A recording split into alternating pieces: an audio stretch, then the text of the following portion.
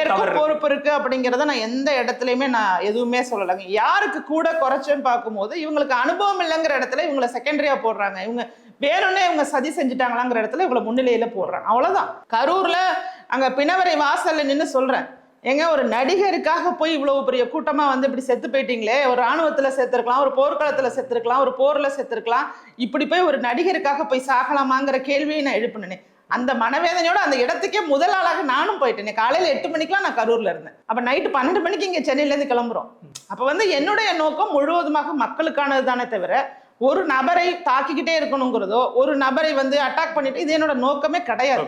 இல்ல, அவர் தொடர்ச்சியாக திமுகவை எதிர்க்கிறாருங்க. திமுகவை எதிர்க்கிறதுனால அப்ப பலமான ஒரு கூட்டணியாக அவருக்கு இருக்கணும். நான் இன்னைக்கு அதிமுகவை பொறுத்த வரைக்கும் அதிமுக ஸ்ட்ராங்கா இருக்காங்க. அவர்களுடைய பொறுப்பாளர்களா இருக்கட்டும், ரூட் லெவல்ல இருக்கட்டும், பூத் கமிட்டி மெம்பர்ஸ் போடுறதா இருக்கட்டும், இது மாதிரியான வேலைகள்லாம் முன்பாகவே தொடங்கி அவர்கள் தேர்தலை எதிர்கொள்வதற்கு பிரச்சாரம் வரைக்கும் முக்காவாசி தொகுதிக்கு முடிச்சாச்சு. நேரடியாக அந்தந்த தொகுதிக்கே போயிட்டு வந்துட்டாரு எதிர்கட்சி தலைவர் அவர்கள்.